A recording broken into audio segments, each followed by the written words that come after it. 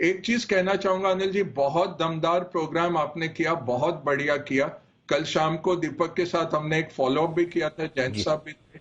But ये जबरदस्त आपने पब्लिक सर्विस की है, सबको जगा दिया है, रेगुलेटर को जगा दिया, और ये ब्रोकर्स का रेगुलेटर जो एक्सचेंज है उसको भी जगा दिया कि आप जाके देखिए 32 ब्रोकर फेल हुए हैं अनिल जी पिछले 2-3 साल में। करेक्ट। लोगों के 100 करोड़ों में पैसे गए हैं।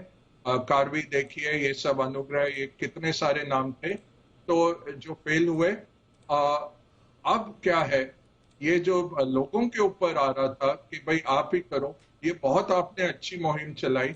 और ये क्रेडिट कार्ड का मैं कहूंगा उदाहरण, जी वहां पे फ्रॉड होता है बट जी बैंक्स ने बहुत तगड़ा बैंकिंग प्रोटोकॉल बना रखा है। जी। आप अगर फोन कर देते हैं बैंक को कि मेरा कार्ड मिसयूज हो रहा है, एकदम बंद कर देंगे और आपकी जीरो लाइबिलिटी। और वो इंश्योरेंस कंपनियां हैं जो ये इंश्योरेंस देती करेक्ट। हैं बैंक्स को। मेरे ख्याल से ऐसे बड़े ब्रोकर्स को रेगुलेटर को कह के इंश्योरेंस दिलवानी चाहिए। और किल स्विच जो आपने कहा था कि एकदम बंद कर दीजिए उसका जो ट्रेडिंग है, पहले कस्टमर को ये मत पूछे भाई तूने गलती की होगी, बोलो अच्छा सर ऐसे हो रहा है, मैं आपका अकाउंट अभी बंद कर रहा हूं ताकि और कुछ नुकसान ना हो। फिर आप लीजिए टाइम उसको इन्वेस्टिगेट करने का, बट कस्टमर पे ट्रस्ट रखिए। और ये गलतियां कस्टमर से होंगी भी, ओटीपी देने की, आपका सिस्टम इतना सक्षम होना चाहिए कि वो पकड़ ले। सर तो ये ओटीपी सर ओटीपी की देकर गलती हो तो समझ में आता है कि चलो कस्टमर ने की है। यहाँ पर जी तो ऐसे केस आए जिन्होंने मतलब जो आईटी प्रोफेशनल है 20-20 साल से मार्केट में है, जिन्होंने कोई वो फिक्टिशियस लिंक क्लिक नहीं किया, जिन्होंने कभी किसी को ओटीपी नहीं दी, मतलब सिक्योरिटी लेयर्स जानते हैं, पासवर्ड रीसेट करते हैं, बार बार करते हैं, करेक्ट। सेंस भी हो रहा है उनको कि मेरे अकाउंट में कुछ तो फिशिंग हो रही है। उसके बावजूद आधा आधा पौन पौन घंटा फोन पर ब्रोकर उनको यही समझा रहा है कि आपके अकाउंट में आपके अलावा कोई ट्रेड नहीं कर। अरे भाई, अगर वही कर रहा होता तो आपको फोन करने की जरूरत क्या है, कुछ तो समझिए।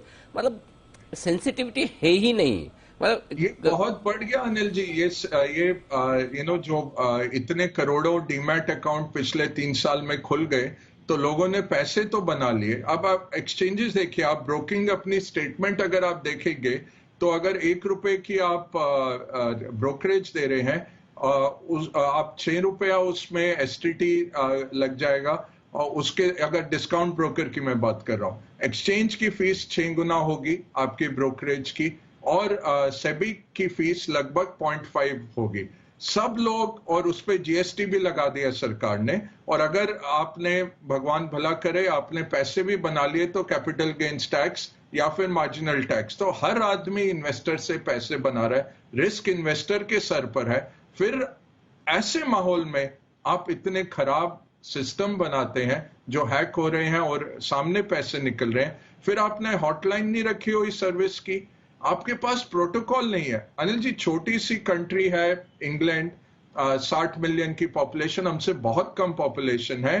1.5 बिलियन पाउंड का उनका साल का फ्रॉड होता है, अमंग्स द बिगेस्ट। उनके इतने तगड़े प्रोटोकॉल बने हुए हैं अब कि वो बहुत वृद्ध लोगों को लोग फोन करते हैं, मैं इनकम टैक्स से बोल रहा हूं, आपको जेल जाना पड़ेगा, नहीं तो इस अकाउंट में करो।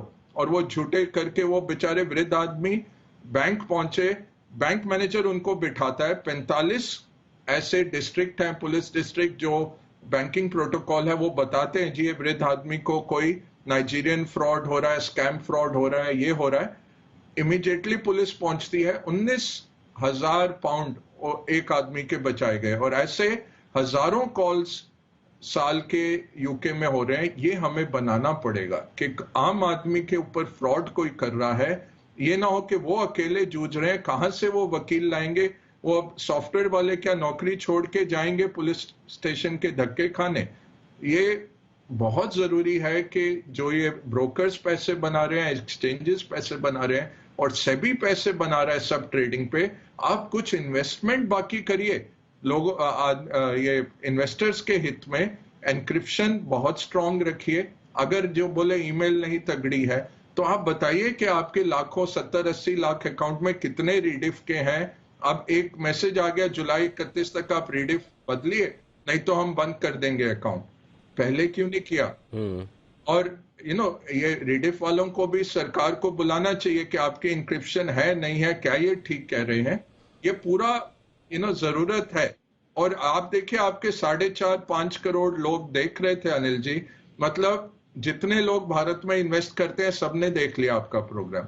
सोचिए कितना वायरल प्रोग्राम, और कितना आपने एक दुखती रग पे हाथ रखा। मैंने आपकी कुणाल जी के साथ भी सुनी थी वार्तालाप के, वो ऐप लगा के हमें लगेगा अनिल जी का फोन आ रहा है और कर कोई और रहा होगा। ये इतना डेंजरस है।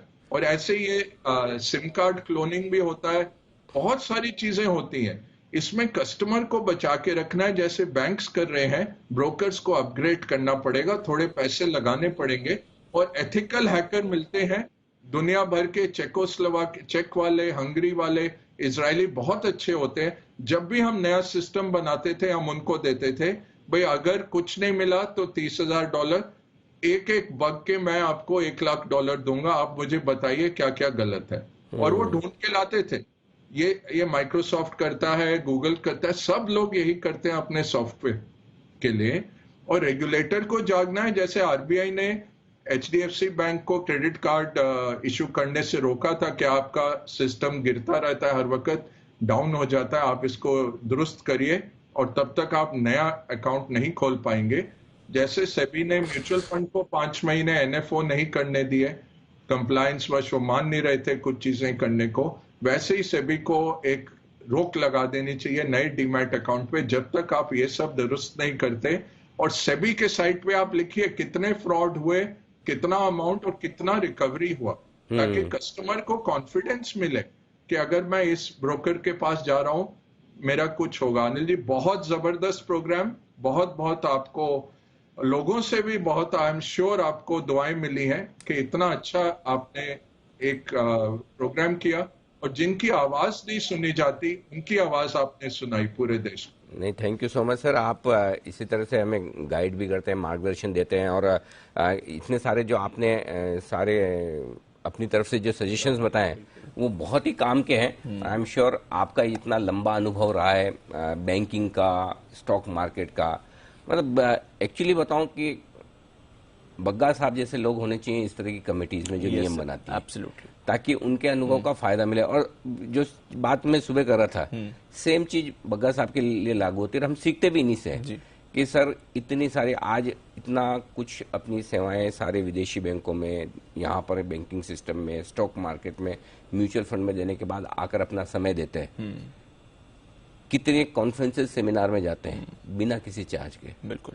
और ये उनकी तरफ की सोशल सर्विस है, कॉर्पोरेट सोशल रिस्पॉन्सिबिलिटी जिसे हम कहते हैं। तो इनकी सेवाओं का फायदा रेगुलेटर्स को भी लेना चाहिए, ताकि जो प्रैक्टिकल एक्सपीरियंस है, ग्राउंड लेवल का एक्सपीरियंस है, वो लोगों के काम आ सके। आई एम श्योर सर आपकी बातें पहुंचेगी, हम कोशिश करेंगे पहुंचाने के भी सही जगह, सही प्लेटफॉर्म तक, ताकि उन पर लागू हो सके।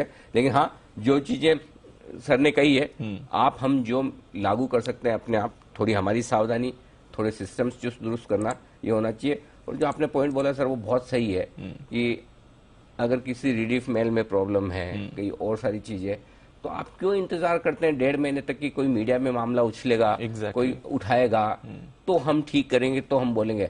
वो जो है ना, गलती को दबाने की जो कोशिश है ना, वो बड़ी खतरनाक है, और उसकी कॉस्ट पर काफी और नुकसान हो जाता है। ये इस चीज से हमें बाहर निकलना पड़ेगा। मैं ये नहीं कहता कि आप खड़े होकर चिल्लाएं कि मेरे यहाँ गलती हो, हम भी नहीं करते वो जो हम भी गलतियां होती है, लेकिन उसको सुधारे तो सही। जरूरी नहीं कि आप उसकी मतलब वो ऐसे जोर जोर से चिल्ला के सबको हमारे यहाँ खराब हो गया, हम ये नहीं चाहते। लेकिन ये मेल 1.5 महीने पहले नहीं जा सकती थी, जब आपको पता चला 1 महीने पहले नहीं जा सकती थी, और अगर हमारे बोलते ही जा सकती थी तो फिर पहले क्यों नहीं। सो ये जो कुछ कुछ चीजें हैं जो सर कह रहे हैं तुरंत लागू करने की जरूरत है। धन्यवाद सर, बहुत बहुत शुक्रिया आपका आज समय देने के लिए। ग्लोबल मार्केट्स पे भी आपने हमें गाइडेंस दिया, साथ ही इस पूरे मैटर पे भी आगे भी हम समय समय पे आपसे इस पर मार्गदर्शन जरूर लेंगे। आपके गाइडेंस के साथ ही हम आगे बढ़ेंगे sir. Thank you so much.